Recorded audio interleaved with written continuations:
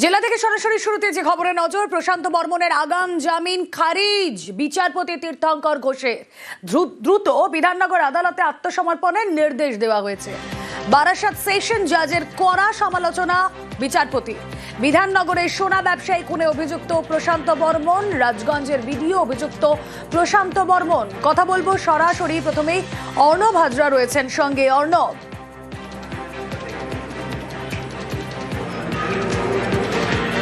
দেখো, বিচারপতি তীর্থঙ্কর ঘোষ আগাম জামিন খারিজ করে দিয়েছেন রাজগঞ্জের বিডিও প্রশান্ত বর্মন এবং সল্টলেকের স্বর্ণ ব্যবসায়ী খুনের ঘটনায় তার একটা বড়সড় ভূমিকা রয়েছে, যা কেস ডায়েরি এবং তদন্তের সর্বশেষ যে পরিস্থিতি, যেটা রাজ্যের পিপি তুলে ধরেন আদালতের সামনে এবং সেখান থেকে আদালতে প্রাথমিকভাবে এই পর্যবেক্ষণ রেখেছে এবং আদালত পর্যবেক্ষণ রাখতে গিয়ে এটাও স্পষ্ট করেছে যে নিজের পজিশন, অর্থাৎ বিডিও তিনি সিভিল সার্ভিস অফিসার, এই পজিশনটার জন্য কোথাও একটা অতিরিক্ত আত্মবিশ্বাস কাজ করেছিল। এক্ষেত্রে অভিযুক্ত রেসপন্ডেন্টের কথা বলা হয়েছে, বিবাদী অর্থাৎ প্রশান্ত বর্মনের, এবং তাই তিনি আইনকে নিজের হাতে নিয়েছিলেন এবং এই ধরনের কাজ করা হয়েছিল। এবং যা তথ্য তদন্তে উঠে এসছে, আদালতের সামনে এসছে, তাতে আদালত প্রাথমিকভাবে মনে করছে যদি এই ঘটনায় এই আগাম জামিনটা খারিজ না হয়, তাহলে পুরো এই বিচার প্রক্রিয়া, আমাদের যে আইনের জ্ঞান বা বিচার ব্যবস্থা, তা সম্পর্কে একটা হাস্যরসের উপাদান তৈরি হবে। কেন? কারণ যিনি এই পুরো ডিজাইনটা করলেন, স্বর্ণ ব্যবসায়ীকে এই ধরনের খুন করা চক্রান্ত করলেন, অন্তত তদন্ত যা বলছে, তিনি থাকলেন তার পজিশনের জন্য জেলের বাইরে, কিন্তু এই কাজটা তার ইঞ্জিনিয়ার বাই হিম, সেটাকে যারা এক্সিকিউট করলেন তারা জেলের ভিতরে রইলেন। এটা হতে পারে না এবং আইন সকলের জন্য এক, তাই তিনি আগাম জামিনটা খারিজ করেছেন এবং আগাম জামিন পেতে গিয়ে 26শে নভেম্বর বারাসাত দায়রা আদালতের নির্দেশ তিনি খারিজ করেছেন। একই সঙ্গে বারাসাত দায়রা আজকে বেল ক্যান্সেলেশন, যে বেলটা ছিল সেটা ক্যান্সেলেশনের অর্ডার হয়েছে অনারেবল হাইকোর্ট থেকে। যিনি পিটিশনার ছিলেন মিস্টার বর্মন, ওনার স্টেট এসেছিল, ক্যান্সেলেশন ছিল। আগাম জামিন এবং তারপরে যে জামিনটা উনি পেয়েছিলেন দুটোই খারিজ হয়ে গেছে। কোর্টের মেটেরিয়ালস, কেস ডায়েরি মেটেরিয়ালস দেখে কোর্টের মনে হয়েছে ক্যান্সেলেশনে, সেই জন্য ক্যান্সেলেশন করেছে। বারাসাত সেশন জাজের কড়া সমালোচনা এদিন হাইকোর্টে হয়েছিল।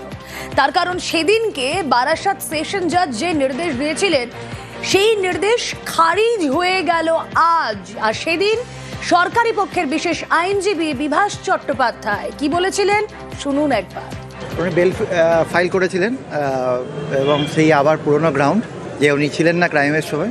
তো আমরা এভিডেন্স দিয়ে দেখিয়েছি যে উনি নিউ টাউনে এবং ক্রাইমের বিভিন্ন জায়গাগুলোতে ছিলেন। আর এই person along with the video equally involve, মার্ডারের সময় ছিল, এই মার্ডার পার্টিসিপেট করেছে, প্রথমে কিডন্যাপিং, তারপর মার্ডার, তারপর বডিটাকে ডিসপোজ অফ করার জন্য ছুঁড়ে ফেলেছে।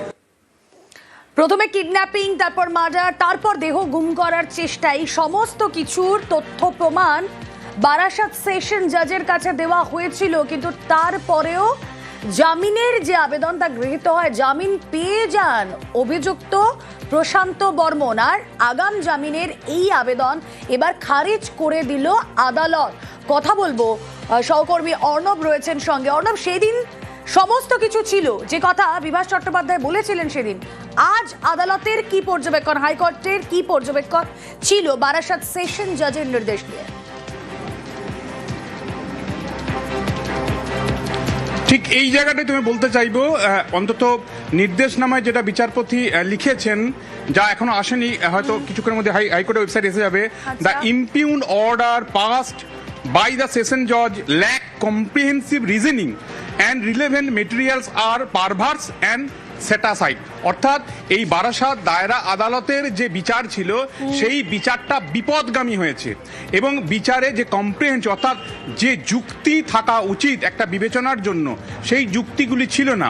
এক্ষেত্রে বিচারপতি আরও পর্যবেক্ষণে জানিয়েছেন, একজনকে আগাম জামিন দিতে গেলে বা জামিন দিতে গেলে কয়েকটা জিনিস বিচারক বা বিচারপতিদের দেখতে হয়, কনসিডারেশনে আনতে হয়। এক, অপরাধের ধরন, সেটা কি জঘন্যতম অপরাধ, হিনিয়াস ক্রাইম না নয়, অপরাধীর অতীত, অপরাধীর তার অপরাধের হাতে খড়ি আগে কিছু হয়েছিল কিনা।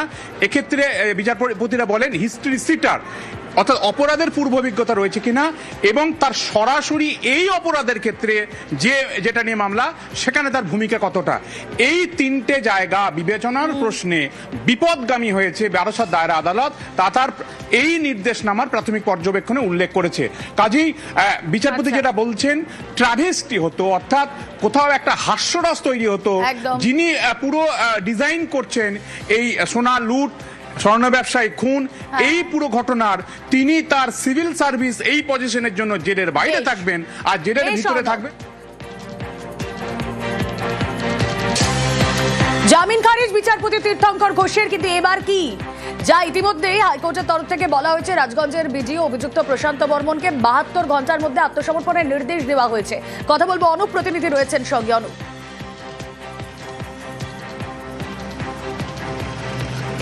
তবে স্বর্ণ ব্যবসায়ী খুনের ঘটনায়, সেই খুনের ঘটনায় রাজগঞ্জের যে ভিডিও অর্থাৎ প্রশান্ত বর্মন, তার যে জামিন, আগাম জামিনের মামলা ইতিমধ্যে খারিজ করা হয়েছে। ফলে আরও বিপাকে এবং 72 ঘন্টার মধ্যে বলা হয়েছে আবার বিধাননগর যে আদালত, সেই আদালতের দ্বারস্থ হতে বলা হয়েছে। তার কারণ তার যে এই যে একাধিক যে তথ্য উঠে এসেছিল পুলিশের কাছে এবং দেখা গেছিল পরবর্তী ক্ষেত্রে আদালতে সেগুলো পেশ করা হয়েছিল, তারপরেও তিনি জামিন পেয়ে গেছেন। এবং যেদিন স্বর্ণ ব্যবসায়ী খুনের ঘটনা ঘটে, অপহরণ করা থেকে শুরু করে নীলবাতি ব্যবহার করে তার পরবর্তী ক্ষেত্রে যে রাস্তাতে নিয়ে গিয়েছিল, প্রত্যেকটি জায়গায় ফুটেজ পুলিশ সংগ্রহ করেছিল, ডিজিটাল এভিডেন্স সংগ্রহ করেছিল। তার পরবর্তী ক্ষেত্রে তিনি যখন এই ঘটনার পরবর্তীতে তিনি যখন এখান থেকে উত্তরবঙ্গ যাচ্ছেন, যে অ্যাপ ক্যাব গাড়িতে করে এয়ারপোর্টে নামছেন, যে ফ্লাইটে যাচ্ছেন, একাধিক তথ্য, ফ্লাইটের টিকিট এবং ফুটেজ সংগ্রহ করেছিল। এই সমস্ত তথ্যই কিন্তু পুলিশের কাছে ছিল। পরবর্তী ক্ষেত্রে জামিন পান, কিন্তু আজকে দেখা গেল তার আগাম জামিনের মামলা খারিজ করা হলো। ফলে আরও বিপাকে 72 ঘন্টার মধ্যে বলা হলো তাকে একেবারে সশরীরে আদালতে আত্মসমর্পণ করার জন্য। সরাসরি এবার চলে যাব, আমাদের সহকর্মী শান্তনু রয়েছেন সঙ্গে। শান্তনু, এই প্রশান্ত বর্মন, দেখো 72 ঘন্টার মধ্যে আদালত তাকে আত্মসমর্পণ করতে বলছেন। আজও তো তিনি কাজ করেছেন, অফিসে গিয়েছেন, কি ছিল তার বডি ল্যাঙ্গুয়েজ?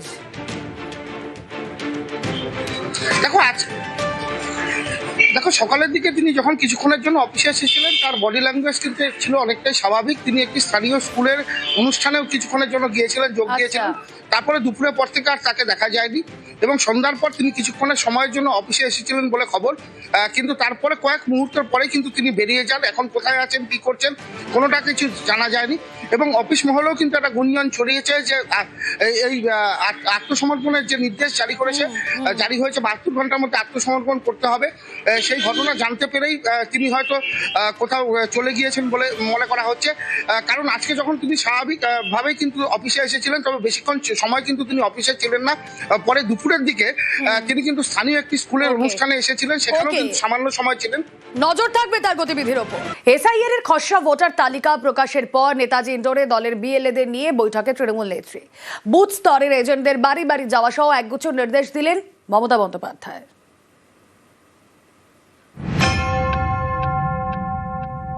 ম্যাপিংটাই তো ভুল, and it's a great blunder। আপনি 2002 এর পর যে ডিলিমিটেশন হয়েছিল সেটা আপনি কনসিডার করেছিলেন। আমি শুনেছি সেন্ট্রাল গভর্নমেন্টের অনেককে অ্যাপয়েন্টমেন্ট করা হয়েছে। প্রত্যেকের আগে খবর রাখি তো সেন্ট্রাল গভর্নমেন্টের কাকে কাকে অ্যাপয়েন্টমেন্ট করা হয়েছে, তারা কোন ডিপার্টমেন্টে কাজ করে, কোথায় থাকে, আমার ডিটেলসটা চাই। এটা স্টেপকে জিজ্ঞেস করে করেনি, ইলেকশন কমিশন ইচ্ছে মতো করছে। ভোটের বাংলায় চলছে এসআইআর। ইতিমধ্যেই প্রকাশ হয়ে গেছে খসড়া ভোটার তালিকা, বাদ গেছে 58 লক্ষ নাম। এবার চলছে বাকি ভোটারদের দেওয়া তথ্য যাচাইয়ের প্রক্রিয়া। এই পরিস্থিতিতেই সোমবার নেতাজি ইন্ডোরে তৃণমূলের বুথ স্তরের এজেন্টদের সঙ্গে বৈঠক করলেন মমতা বন্দ্যোপাধ্যায়। বৈঠকে ছিলেন হাওড়া, হুগলি, উত্তর এবং দক্ষিণ 24 পরগনার এজেন্টরা। এসআইআর এর দ্বিতীয় পর্বে কি ভূমিকা পালন করতে হবে তা নিয়ে দলের বিএলএদের বার্তা দিলেন তৃণমূল নেত্রী। বাড়ি বাড়ি ঘুরে জানতে হবে তালিকাতে বাদ গেছেন এমন ভোটার আছেন কিনা। যদি এইরকম ভোটার খুঁজে পাওয়া যায় তবে এই ভোটারদের ফর্ম 6 ইআরওর কাছে জমা দিতে হবে। বিএলও আনম্যাপড বলে চিহ্নিত করেছে, তাদের সবার শুনানির নোটিশ পেয়েছে কিনা দেখতে হবে। কমিশনে নির্ধারিত 11টি প্রমাণপত্রে যে কোনো একটি সংগ্রহ করে রাখতে বলতে হবে। শুনানির সময় যাতে এই সকল ভোটার উপস্থিত থাকে সেটা সুনিশ্চিত করতে হবে। শুনানির সময় ভোটাররা যাতে অহেতুক হয়রানির শিকার না হয় সেটা দেখতে হবে। বাইরের অনেক ভোটারের নাম কিন্তু ঢুকিয়ে আগের বারের লিস্টে দেখেছিলেন তো, যে সকল ভোটার ফর্ম 8 এর মাধ্যমে নাম তুলতে চাইছেন, নিশ্চিন্ত হতে হবে যে তিনি কোথা থেকে আসছেন বা কোথায় থাকেন। পাড়ার লোক আপনারা বুঝতেই পারবেন। ভোটের জন্য অন্য রাজ্য থেকে যারা আসছেন এসে নাম তুলতে চাইছেন, নজর রাখবেন এবং অবজেকশন দিতে হবে। ম্যাপিংটাই তো ভুল, and it's a great blunder। আপনি 2002 এর পর যে ডিলিমিটেশন হয়েছিল সেটা আপনি কনসিডার করেছিলেন, বিয়ে হয়ে অন্য বাড়িতে গেছে বাতিল, বাংলা ইংরেজিতে নামে স্পেলিং এর ডিফারেন্স আছে বাতিল। এই অধিকারটা কে দিল? বাংলা ইংরেজিতে নামে স্পেলিং এর ডিফারেন্স আছে বাতিল। Who is responsible for this? Election commission. 46টা লোকের প্রাণ নিয়েছো, বিএলওদের দোষ নয়, দোষ তোমাদের। দায়িত্ব নিতে হবে। 22 থেকে 24 বার ইলেকশন কমিশন নির্দেশ চেঞ্জ করেছে, প্রতিদিন একবার করে নির্দেশ চেঞ্জ করছে। Everyday, each and everyday you are the culprits. BJP are the culprits. আমি শুনেছি সেন্ট্রাল গভর্নমেন্টের অনেককে অ্যাপয়েন্টমেন্ট করা হয়েছে। প্রত্যেকের আগে খবর রাখুন তো সেন্ট্রাল গভর্নমেন্টের কাকে কাকে অ্যাপয়েন্টমেন্ট করা হয়েছে, তারা কোন ডিপার্টমেন্টে কাজ করে, কোথায় থাকে, আমার ডিটেলসটা চাই। এটা স্টেপকে জিজ্ঞেস করে করেনি, ইলেকশন কমিশন ইচ্ছে মতো করছে। 15 জন করে ইন্ডিপেন্ডেন্ট অবজারভার হবে কেন্দ্রীয় সরকারি কর্মচারী, মানে বিজেপির দলের লোকেরা। এটা কখনো হয়েছে? আমার রাজ্যে ভোট করবে রাজ্যের লোকেরা না বেরাজ্যের লোকেরা? গুজরাটের লোকেরা ভোট করবে বাংলায়, রাজস্থানের লোকেরা ভোট করবে বাংলায়। ভাষা বুঝে সবকিছুর একটা লিমিট থাকা দরকার। আবার মাইক্রো অবজারভার কারা? না তো বিজেপির চলার দিল্লির লোকেরা, সেগুলো না বোঝে বাংলা, না বোঝে মতুয়া, তারা নাকি হিয়ারিং করবে। হিয়ারিং না হলে হিয়ারিং দিয়ে দিন একটা করে। নিউজ 18 বাংলা। এখনো পর্যন্ত 10 লক্ষ হিয়ারিং নোটিস। 27 ডিসেম্বর থেকে নো ম্যাপিং ভোটারদের শুনানি, প্রায় 30 লক্ষ নো ম্যাপিং ভোটার চিহ্নিত। ইতিমধ্যেই 10 লক্ষ নোটিশ ইস্যু কমিশনের। সোমরাজ বন্দ্যোপাধ্যায় রয়েছেন সঙ্গে। সোমরাজ, দেখো, অত্যন্ত গুরুত্বপূর্ণ যেটা নির্বাচন কমিশন সূত্রে জানা যাচ্ছে যে আগামী 27 ডিসেম্বর থেকে হিয়ারিং এর প্রক্রিয়া শুরু হবে, তেমনটাই জাতীয় নির্বাচন কমিশনের তরফ থেকে জানিয়ে দেওয়া হয়েছে। পাশাপাশি জানিয়ে রাখি তোমার ইতিমধ্যেই 10 লক্ষ ভোটারকে নোটিশ ইস্যু করা হয়েছে। মূলত তুমি জানো প্রথম পর্যায়ে হিয়ারিং করা হবে 2002 এর ভোটার তালিকার সঙ্গে বর্তমান তালিকার যাদের মিল হয়নি এরকম প্রায় 32 লক্ষ রয়েছেন। তার মধ্যে থেকে 10 লক্ষ ভোটারকে ইতিমধ্যেই নোটিশ করে দেওয়া হয়েছে শুনানির জন্য। 27 তারিখ থেকেই সেই শুনানি প্রক্রিয়া শুরু হবে। পাশাপাশি এই শুনানি প্রক্রিয়াকে মাথায় রেখে মাইক্রো অবজারভারদের নিয়ে প্রশিক্ষণ আগামী 24 ডিসেম্বর কলকাতায় হতে চলেছে। বেশ। নতুন দল ঘোষণা করলেন হুমায়ুন কবির, নাম জনতা উন্নয়ন পার্টি। প্রকাশ করলেন 26-এর ভোটের ইশতেহার। 9টি আসনে প্রার্থীর নামও ঘোষণা করে দিলেন বেলডাঙ্গার সভা থেকে। হুমায়ুনের দলের একাধিক হুমায়ুনকে দেওয়া হয়েছে টিকিট।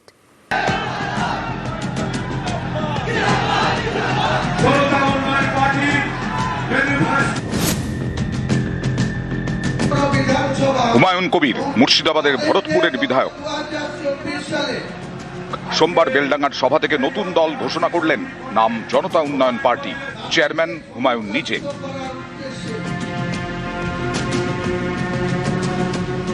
সামনের বছর পশ্চিমবঙ্গে বিধানসভা ভোট, তার আগে নতুন দল ঘোষণার পাশাপাশি ভোটের ইশতেহারও প্রকাশ করে দিলেন হুমায়ুন কবির।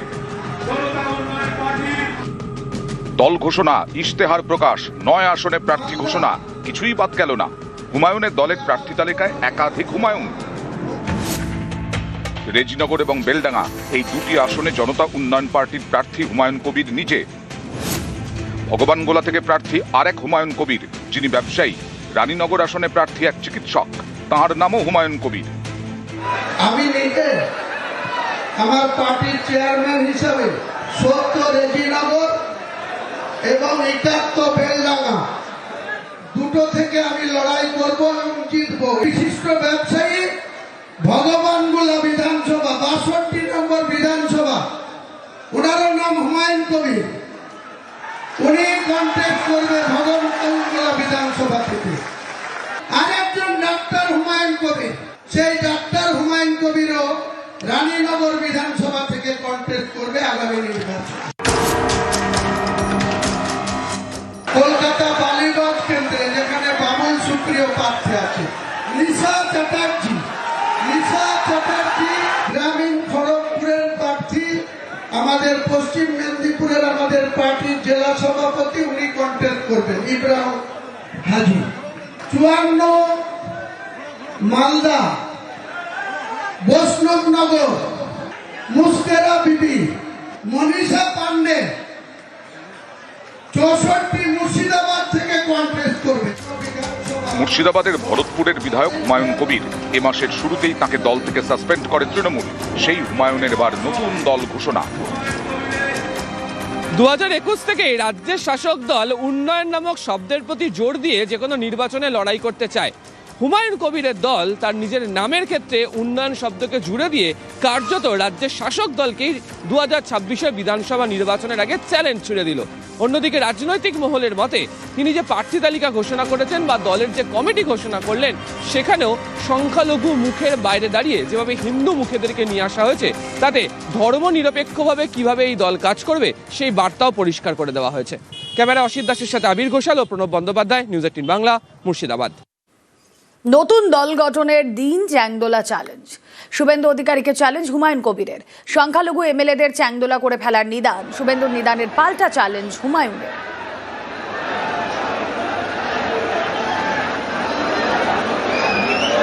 আপনি যখন বলছেন যে কটা মুসলিম এমএলএ জিতে আসবে 26-এ, তাদের চ্যাংদোলা করে আপনি নাকি রাস্তায় ফেলবেন, আমিও লিডার অফ দ্য পজিশনকে চ্যালেঞ্জ করছি।